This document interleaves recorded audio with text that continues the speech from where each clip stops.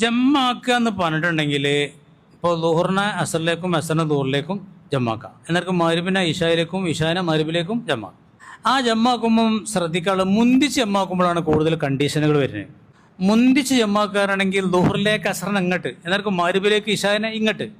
ഇങ്ങനെ ആകുമ്പോഴുള്ള സംഗതി എന്താ വെച്ചാൽ നിസ്കാരത്തിൽ മുന്തിച്ച് ജമ്മാക്കുന്ന നിസ്കാരത്തിൽ ആദ്യത്തെ നിസ്കാരത്തിൽ തന്നെ എന്ത് നിയ്യത്ത് വെക്കണം?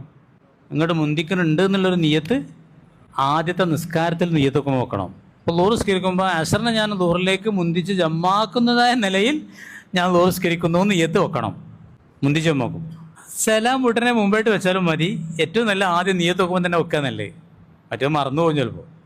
ആദ്യത്തെ നിസ്കാരം നിസ്കരിക്കുമ്പോൾ എന്ത് ചെയ്യുക? ഞാൻ അസറിനെ അല്ലെങ്കിൽ ഇശാനെ ഇങ്ങോട്ട് എന്താക്കുന്നുണ്ട്, മുന്തിച്ച് ജമ്മാക്കുന്നുണ്ട് എന്നുള്ള കാര്യം ഒന്ന് കരുതുക. അത് നിയ്യത്ത് വെക്കണ സമയത്താണ് ഏറ്റവും നല്ലത്. എന്നാൽ അങ്ങനെയൊക്കെ പറയും ചെയ്യുക, കരുതും ചെയ്യുക. നേരെ മറിച്ച് നിസ്കാരത്തിൻ്റെ ഇടയിലാണെങ്കിൽ പറയാനൊന്നും പറ്റൂല. ഞാൻ എന്ന് പറയുമ്പോൾ നിസ്കാരം പോകത്തില്ലോ, ഞാൻ മുന്തിച്ചൊന്നും പറയണ്ട. ഏറ്റവും നല്ലത് നിയ്യത്ത് വെക്കുമ്പോൾ ഏറ്റവും നല്ലത്.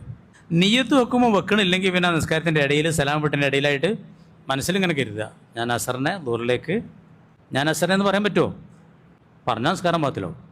പിന്നെ അവിടെ ഒരു ഡിമാൻഡ് അധികം ഉള്ളത് ആദ്യം ളുഹർ തന്നെ നിസ്കരിക്കണം. തർത്തീബ് നിർബന്ധമാണ്, വിലാവ് നിർബന്ധമാണ്.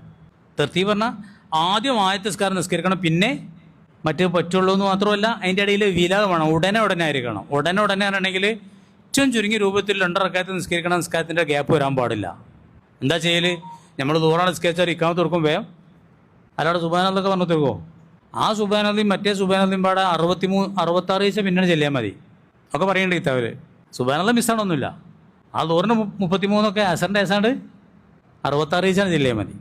അല്ല, അസറിലേക്ക് അങ്ങോട്ട് പിന്തിച്ച് ജമ്മാക്കുമ്പോൾ ആദ്യം അസർ നിസ്കരിക്കാം, പിന്നെ ളുഹർ നിസ്കരിച്ചാലും മതി. അല്ലെങ്കിൽ ആദ്യം ളുഹർ നിസ്കരിച്ചിട്ട് പിന്നെ എന്താ ചെയ്യുക? അതാണ് നല്ലത്. അത് സുന്നത്തുള്ളൂ. ആ തർത്തീബ് സുന്നത്തുള്ളൂ. മുന്തിച്ച് ജമ്മാക്കുമ്പോൾ തർത്തീബ് ഷർത്താണ്, നിർബന്ധമാണ്. വിലാവും വേണം. 2 കാര്യം വേണം. രോഗികൾക്ക് ജമ്മാക്കാം, മഴ ഉണ്ടെങ്കിലും ജമ്മാക്കാം എന്നുള്ളൊരു കൗലുണ്ട്. അതിനൊക്കെ ചില നിബന്ധനകളൊക്കെ ഉണ്ട്. ഇങ്ങോട്ട് നോക്കി, നിങ്ങളാ പറഞ്ഞ കാര്യം എങ്ങനെയാണ്?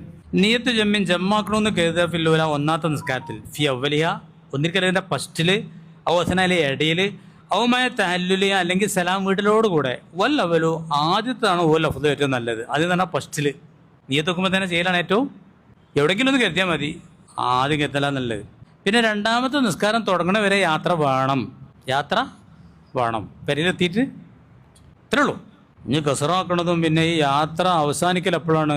യാത്ര പോയി എത്ര ദിവസം പറ്റും, ഒരു സ്ഥലത്ത് പോയി നിന്നാൽ എത്ര ദിവസം പറ്റും എന്നുള്ള വിഷയങ്ങളൊക്കെ നമുക്ക് അടുത്ത ആഴ്ച പറയാം.